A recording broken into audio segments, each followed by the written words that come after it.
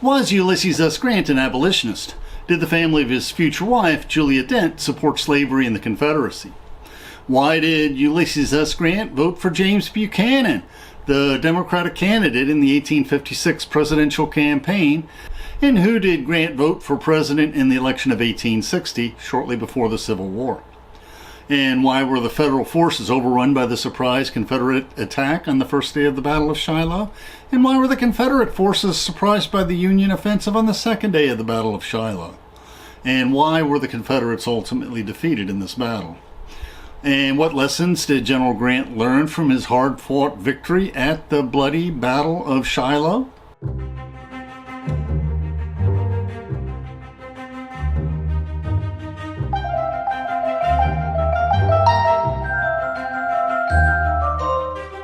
Please, we welcome interesting questions in the comments. Let us learn and reflect together.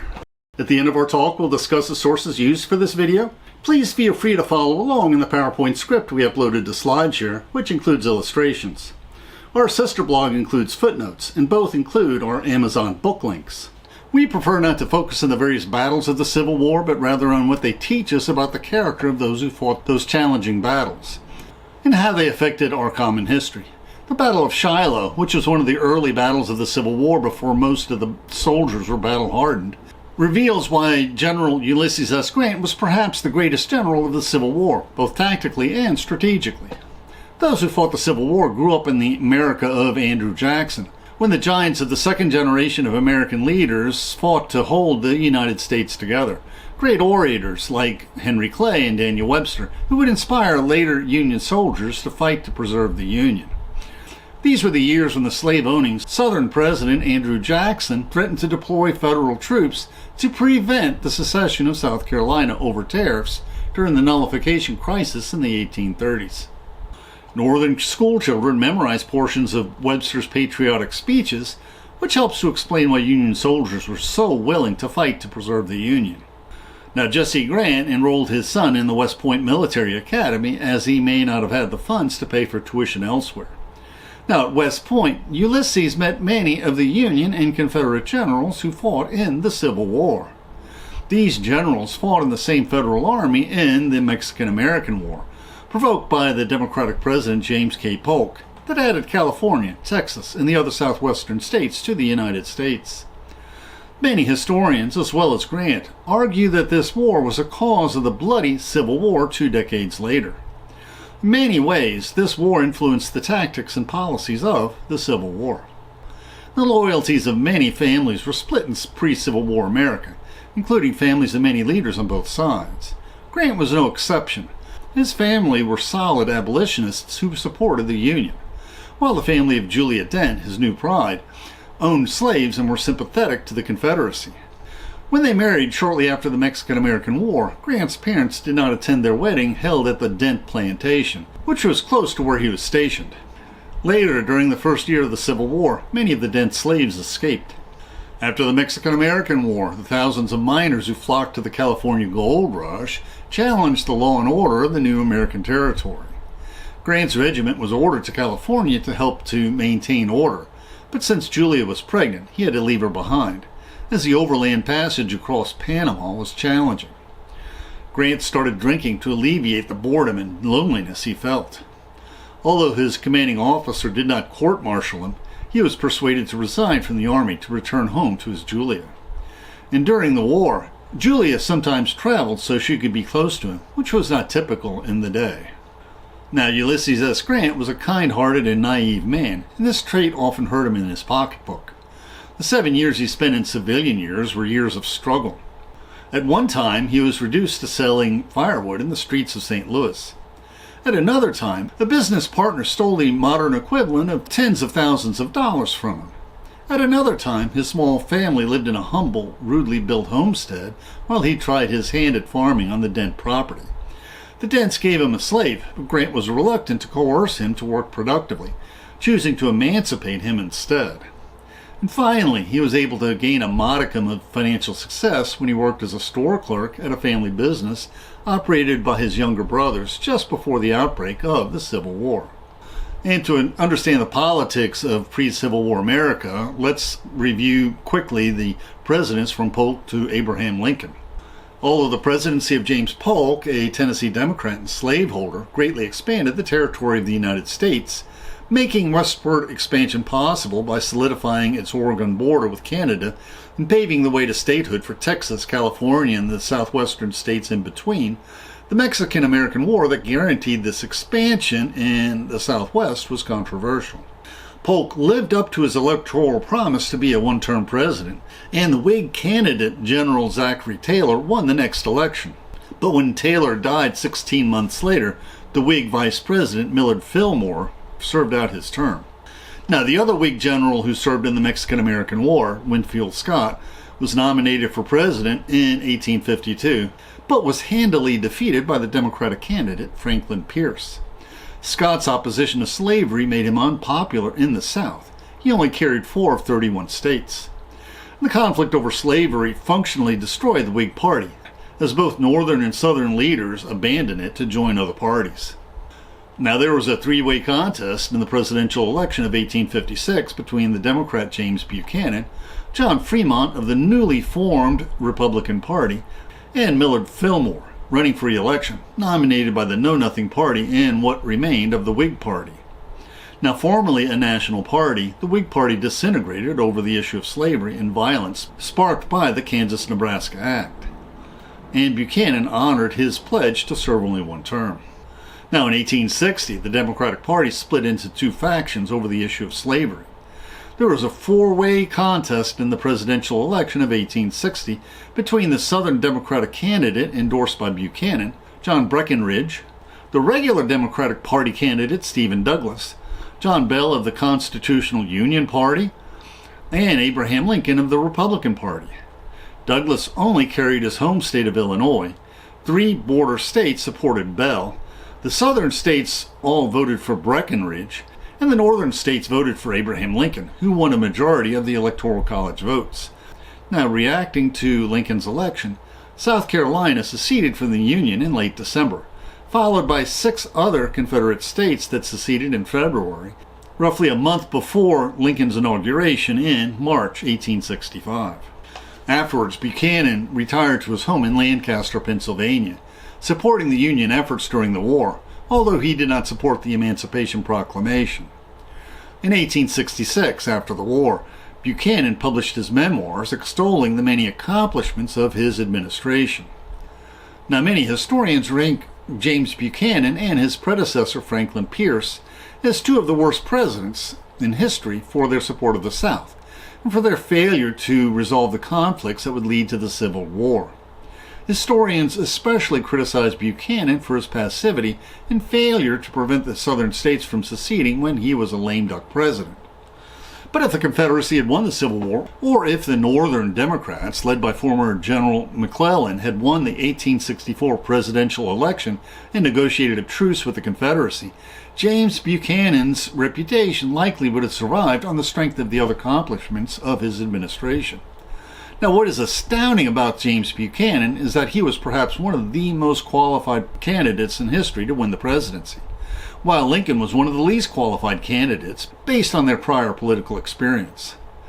Before winning the presidency, Lincoln served 8 years as a state legislator and only 1 term in the U.S. House of Representatives during the Mexican-American War.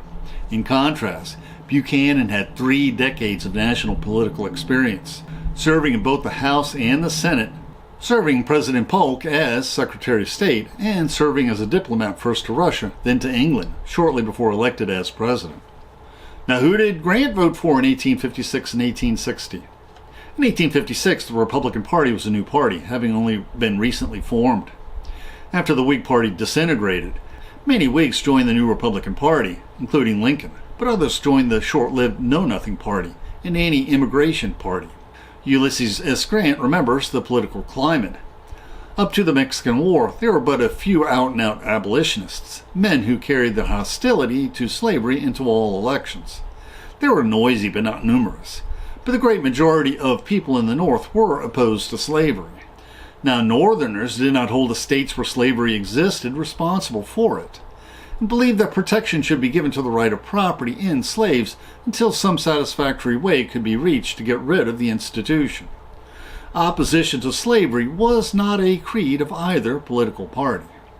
Now, why did Grant vote for Buchanan in 1856? He explains in his memoirs, written after the Civil War and his presidency. I preferred the success of a candidate whose election would prevent or postpone secession, which would cause the country to plunge into war, the end of which no man could foretell. With a Democrat elected by the unanimous vote of the slave states, there could be no pretext for secession for 4 years. I very much hoped that the passions of the people would subside in that time, and the catastrophe could be averted altogether. If it was not, I believe the country would be better prepared to receive the shock and to resist it. Now, I therefore voted for James Buchanan for president. 4 years later, the Republican Party was successful in electing its candidate to the presidency, who was, of course, Lincoln. And the civilized world has learned the consequences. 4 million human beings held as chattels have been liberated. The ballot has been given to them. The free schools of the country have been opened to their children. Now, Grant remembers that in 1860, the election was really between Mr. Breckinridge and Mr. Lincoln, between minority rule and rule by the majority. I wanted to see Mr. Lincoln elected. Excitement ran high, and torchlight processions enlivened the scene in the general quiet streets of Galena, Illinois. Now, after the election, nobody knew for sure if the southern states would carry out their threat to secede, and the newly elected southern members of Congress proceeded to Washington. And Grant remembers, it was very much discussed whether the South would carry out its threat to secede and set up a separate government, the cornerstone of which was the divine institution of slavery. And indeed, the declarations of each Confederate secession convention proclaimed that the Civil War was indeed fought to preserve the institution of slavery. Ulysses S. Grant immediately volunteered to serve as an officer in the Union Army after Lincoln asked for 75,000 volunteers to serve in the Union Army for 90 days after South Carolina fired on Fort Sumter, starting the Civil War. Some months later, Lincoln called for 300,000 men to serve for 3 years. However, many Union officers were not eager to enlist Grant at a rank that his West Point credentials called for. General McClellan initially denied him a commission, but his skill at drilling the volunteer regiments was quickly noticed. Partially through connections, partially through reputation, and partially through luck, Grant was promoted from colonel to brigadier general when Lincoln created 6 brigadier generals for his home state of Illinois. Thus, Grant was promoted without having fought a single battle. Now, although he received a vast pay increase with this promotion, Grant had to borrow to buy an appropriate military uniform and a horse. Just as propitious was Grant's new friendship with a pallid young lawyer, John Rawlins, whose impassioned speeches at recruiting meetings won him over. Although he had little direct military experience, he was an excellent choice as Grant's chief of staff in the Army. Grant's biographer, Ron Chernow, recounts, Rawlins' family history with alcohol abuse gave him special insight into Grant's drinking problems, making it an all-consuming preoccupation. Before joining his staff, he extracted a pledge from Grant that he would not touch a drop of liquor until the war ended, and that he would monitor this vow with Old Testament fervor, carrying on a lonely one-man crusade to keep Grant sober. Now, to a certain extent, Rawlins replaced Julia in the quest to keep him from demon rum. And Chernow continues, that Grant agreed to this deal shows his strong willingness to confront his drinking problem. And the mission perfectly suited Rawlins' zealous nature. With Grant's consent, he laid down draconian rules to curb drinking, forbidding the open use of liquor at headquarters. Now, who is really the boss? Chernow notes, such was the influence of John Rawlins over Grant that some observers would later exaggerate or misinterpret the nature of his power, attributing to him the military acumen that properly belonged to Grant. He had excellent common sense and swiftly grasped the basic principles of warfare, especially the need to concentrate forces instead of spreading them too thinly. But Grant was always the true military genius. And Grant was a fighting general who won battles. And Ulysses S. Grant believed in striking swiftly when the timing was right. He initially was prevented from attacking the Confederates by the overly cautious General Fremont, who had served as military general of California in the Mexican-American War. When Lincoln removed Fremont from command, Grant was free to attack and win the Battle of Belmont. When he proposed to General Halleck in Washington, D.C., a plan to attack Fort Henry on the Tennessee River, a tributary of the Mississippi, Halleck initially rebuffed him, but relented after General McClellan approved the plan. Grant first captured Fort Henry, and then the more heavily defended Fort Donelson, capturing a Confederate army of 12,000, the first major Union victory of the war, earning a promotion by Lincoln to Major General. Now, control of the Mississippi River Basin was a key part of the Anaconda Plan to eventually defeat the Confederacy. If the gunboats of the Union Army could control this mighty river, the Confederacy would be split in two, separating the men and resources of Texas from the other Confederate states. Grant recounts that before the Battle of Belmont, the 20,000 soldiers under his command were under good drill and ready to meet any equivalent body of men who, like themselves, had not been in an engagement. They were growing impatient at lying idle so long, almost in hearing of the guns of the enemy they had volunteered to fight against. Now, in the Battle of Belmont, his men came under fire for the first time in their lives while fighting among the timber in the marshy ground. And Grant remembers that the battle was growing fiercer and fiercer for about 4 hours, the enemy being forced back gradually until he was driven into his camp. Early in this engagement, my horse was shot under me, but I got another one from one of my staff and kept well up with the advance until the river was reached.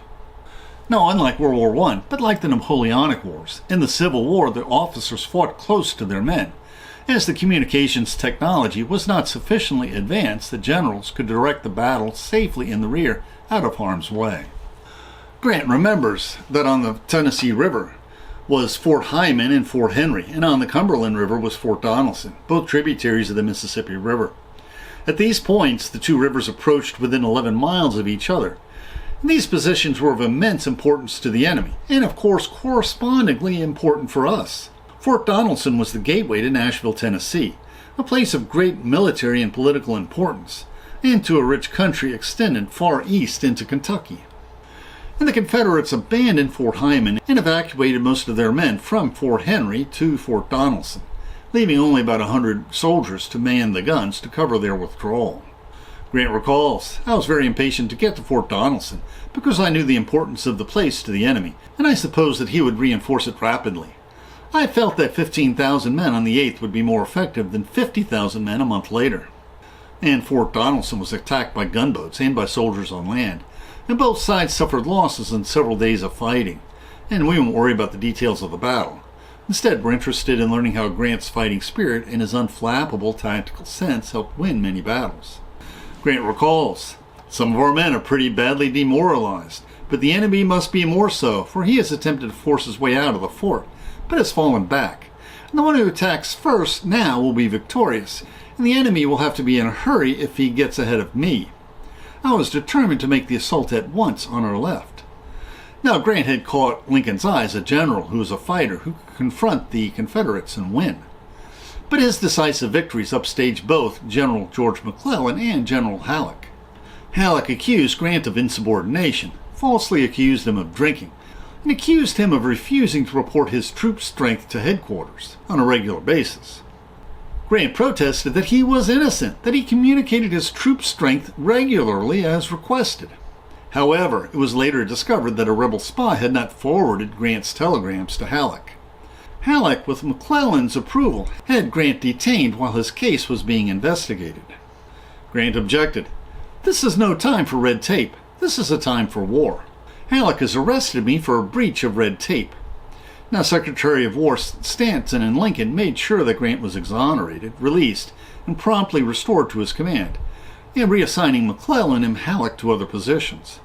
They both now knew that Lincoln and Stanton would protect Grant from further humiliation. And the Battle of Shiloh began with a Confederate surprise attack. The Battle of Shiloh was another turning point early in the Civil War. Although it was a Union victory, the public was shocked at the number of casualties. Out of 67,000 men, the Union Army suffered 13,000 casualties, including 1,700 deaths. Proportionally, the Confederate Army fared worse. Out of 45,000 men, they suffered 11,000 casualties, also including about 1,700 deaths. Now, more soldiers died at the Battle of Shiloh than during the Revolutionary War, the War of 1812, and the Mexican-American War combined. And on the first day, the Confederates struck with an overly hasty offensive before Union Army reinforcements arrived. But Grant stayed cool, refusing to be discouraged. Realizing that the Confederate forces were overextended, he rallied his troops early the next day, pushing back and defeating the rebels. Now, Grant, in his memoirs, understates how the Confederates completely surprised the Union forces that first day. Chernow notes, Union soldiers narrated a different tale. At 6 on Sunday morning, April 6th, rebel soldiers burst from the woods near Shiloh Church, whooping with demonic fury. Clad in Confederate gray or butternut brown, they surged forward in 3 neatly formed lines, hollering with raw gusto as their bands beat out Dixie. Not until 8 a.m. did General Tecumseh Sherman fathom the magnitude of the attack. But he rose to the occasion in spectacular fashion and prepared his entire division to meet the enemy. Chernow continues, that morning Grant was enjoying an early breakfast when he detected the distant boom of cannon. He hastily arose, saying to his staff officers, "Gentlemen, the ball is in motion. Let us be off." But order broke down among the rebel soldiers who stormed into abandoned Union camps and stopped to plunder booty, botching their advantage. Now, why was the Union Army unprepared for the Confederate surprise attack on the first day of the Battle of Shiloh? The weeks Grant spent detained in the brig were weeks that he was not preparing his soldiers for battle. There were reports of unusual Confederate activity, so perhaps Grant had grown overconfident after his early victories capturing Fort Henry and Fort Donelson. Dr. Wikipedia cites other biographers who state that Grant had wanted to attack Confederate forces earlier, but that General Halleck ordered him to wait until General Buell's forces arrived as reinforcements. 2 of these biographers are listed in Chernow's bibliography, and perhaps he demurs in this detail. Now, on the first day of the battle, Grant suffered a painful injury. Grant remembers, "I was very much injured by my horse falling with me and on me while I was trying to get to the front where firing had been heard. The night was one of impenetrable darkness, with rain pouring down in torrents. Nothing was visible to the eye except as revealed by the frequent flashes of lightning. And this bad weather lasted all through the battle. Now, on the way back to the boat, my horse's feet slipped from under him, and he fell with my leg under his body. The extreme softness of the ground from the excessive rains of the past few days no doubt saved me from severe injury and protracted lameness. As it was, my ankle was very much injured, so much so that my boot had to be cut off. For 2 or 3 weeks after, I was unable to walk except with crutches." Now, on that first day, the flanks of the Union Army were guarded by overflowing creeks. Thus, Grant recalls that the Confederate Army was compelled to attack directly in front. This he did with great vigor, inflicting heavy losses on the national side, but suffering much heavier on his own. The Confederate assaults were made with such a disregard of losses on their side that our line of tents soon fell into their hands. Now, many efforts were made by the enemy to turn our right flank, where Sherman was posted, but every effort was repulsed with heavy loss. When the firing ceased at night, the National line was all of a mile in the rear of the position they had occupied in the morning. Grant kept his cool under fire and temporary reverses. He recalls, "There was no hour during the day when there was not heavy firing and generally hard fighting at some point in the line, but seldom at all points at the same time. It was a case of Southern dash against Northern pluck and endurance. The whole first day he continually passed from one part of the field to another, giving directions to division commanders, knowing that he did not need to stay long to direct his trusty associate, General Sherman. And General Sherman had also suffered wounds. He was shot twice, once in the hand, once in the shoulder, the ball cutting his coat and making a slight wound, and a third ball passed through his hat. Now, in addition, he had several of his horses shot during the day." But on the Confederate side, General Albert Sidney Johnston lost his life that first day, prompting his second-in-command, P.G.T. Beauregard, to assume command of the Confederate forces. This surely affected Confederate morale, as the Confederate leadership and common soldiers pinned great hopes on the abilities of this inspirational Southern general. Grant remembered, 3 of the 5 divisions engaged on the first day were entirely raw. Many of the men had only recently received their arms and scarcely knew how to use them. Their officers were equally ignorant of their duties. Under these circumstances, it is not astonishing that many of the regiments broke at the first fire. Grant knew that many of those who fled panic-stricken at the first whistle of bullets and shells at Shiloh would prove themselves in later battle. Now, how did Grant deal with those soldiers who fled the field? He recalls, "The nature of this battle was such that cavalry could not be used in front. I therefore formed ours into line in the rear, to stop stragglers, of whom there were many. When there would be enough of them to make a show, and after they had recovered from their fright, they would be sent to reinforce some part of the line which needed support, without regard to their companies, regiments, or brigades."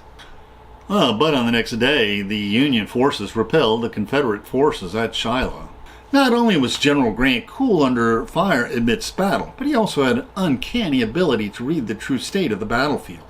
After the fighting on the first day, General Wallace arrived with 5,000 fresh troops, in addition to the arrival of General Buell's troops during the first day's fighting.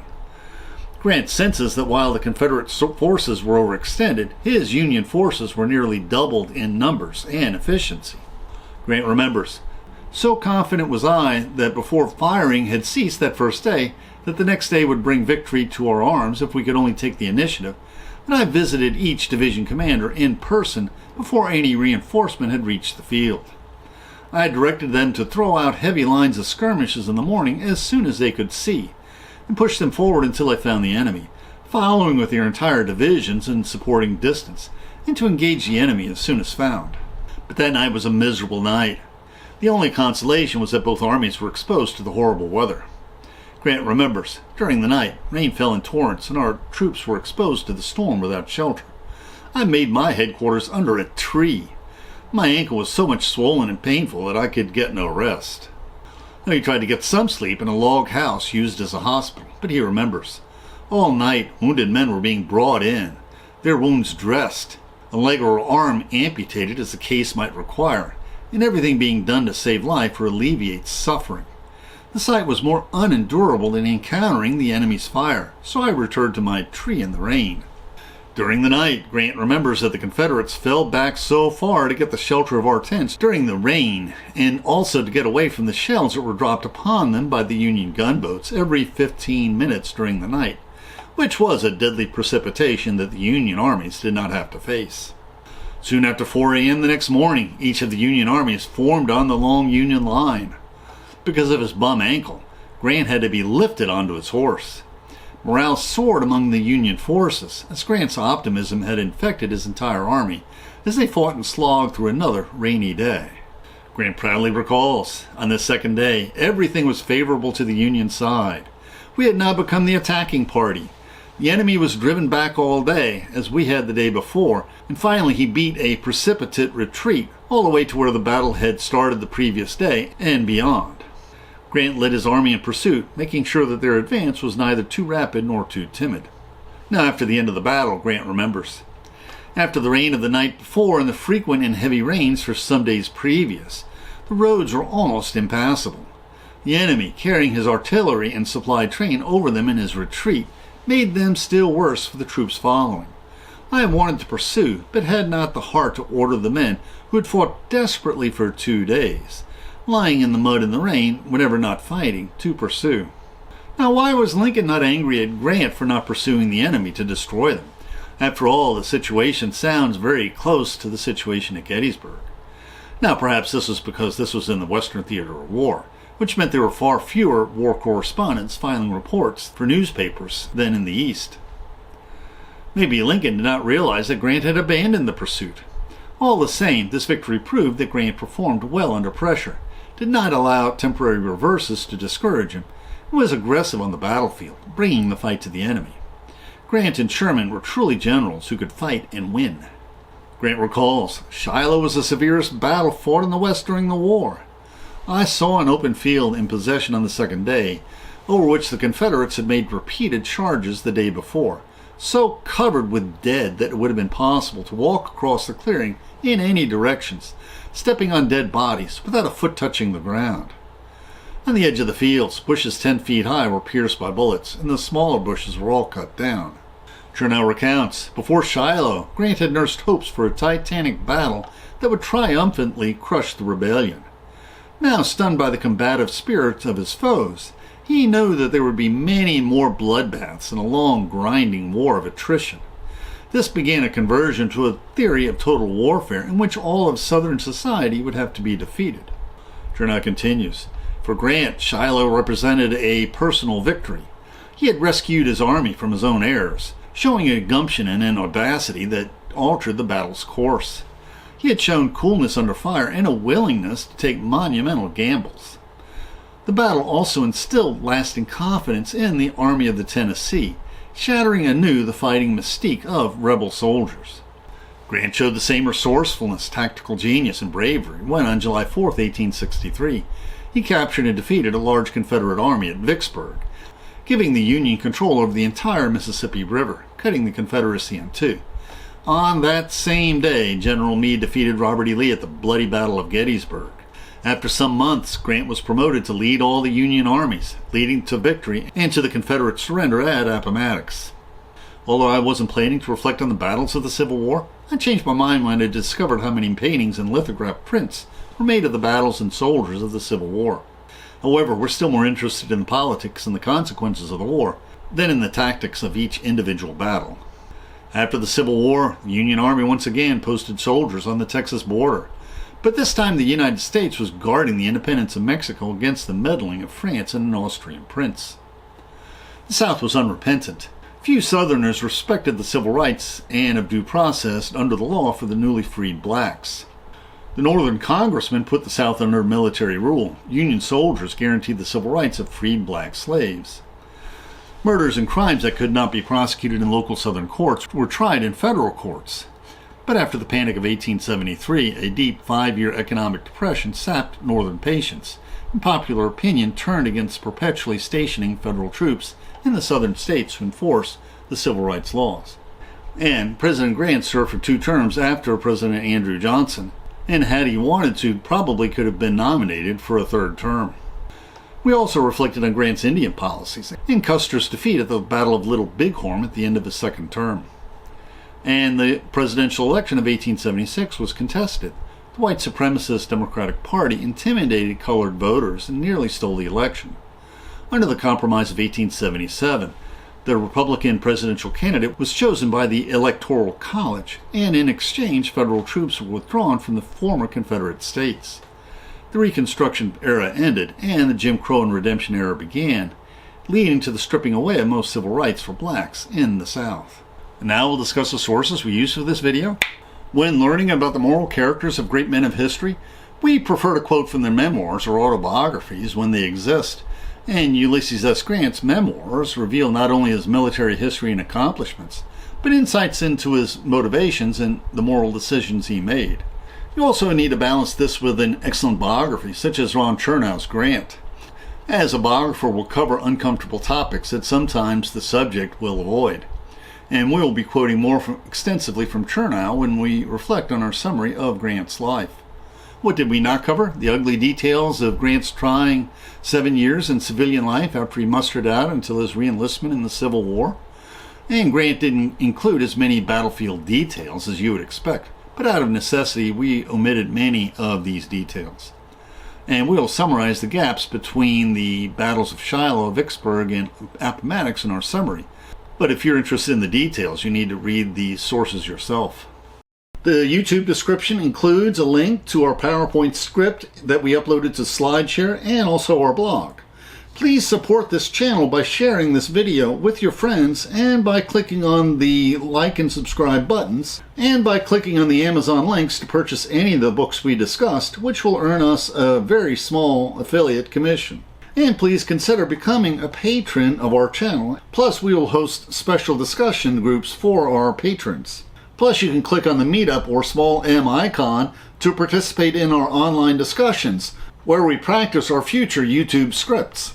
And please click on the links for other videos that will broaden your knowledge and improve your soul.